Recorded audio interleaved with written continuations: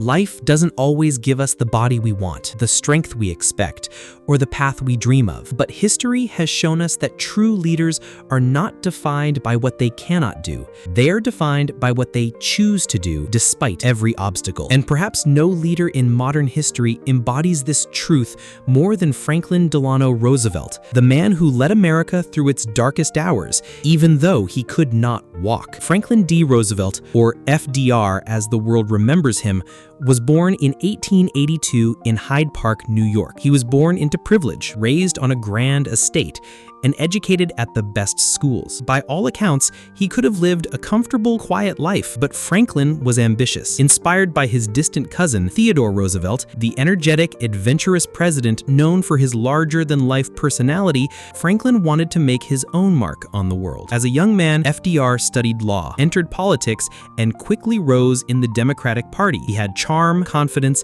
and a gift for connecting with people. By the time he was in his 30s, many believed he was destined for greatness, but then life struck him down in a way no one expected. In the summer of 1921, while vacationing with his family, Franklin fell ill. What began as fever and chills soon left his legs weak, then paralyzed. The diagnosis was polio, a disease feared across the world, a disease that could cripple or kill. Franklin Roosevelt, the energetic politician, the rising star of his party, suddenly found himself unable to walk. For many, this would have been the end of ambition, the end of dreams, but not for Roosevelt. He refused to let polio define him. He spent years in therapy, trying every treatment available at the time: exercises, swimming, braces, and painful routines. Though he would never regain the full use of his legs, he trained himself to stand with heavy steel braces and, with the help of a cane and someone at his side, to take a few careful steps. But walking independently was impossible. Still, he never allowed the public to see weakness. He was determined to show strength, not pity. When he appeared in public, photographers were discouraged from taking pictures of him in his wheelchair. Instead, people saw him standing tall at podiums,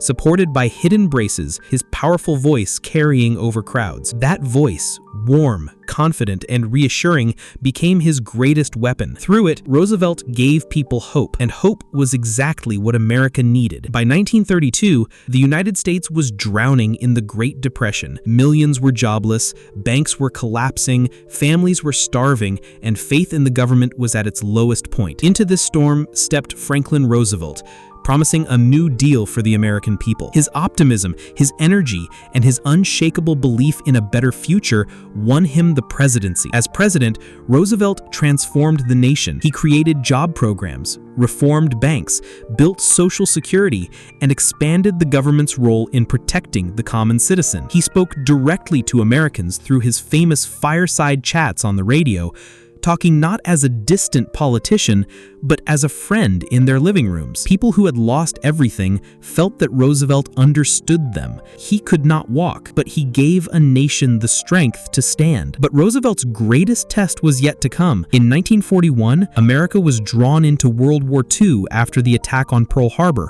The world was on fire. Fascism and tyranny threatened freedom across the globe. And once again, FDR rose to the challenge. Despite his disability, he became the commander-in-chief of the most powerful military in the world. He met with Winston Churchill, Joseph Stalin, and other world leaders, negotiating strategies that would shape the course of history. He traveled across oceans, endured long hours of planning, and inspired not just Americans, but people worldwide who were fighting for freedom. Through it all, Roosevelt rarely showed his pain or weakness. He smiled, he encouraged, he projected strength. Behind the scenes, aides and Secret Service agents helped him move, but in front of the world, he was the very image of determination. Roosevelt would go on to be elected president 4 times, the only American president to serve more than 2 terms. He led the nation through the Great Depression and nearly all of World War II. He became a symbol of resilience, of leadership born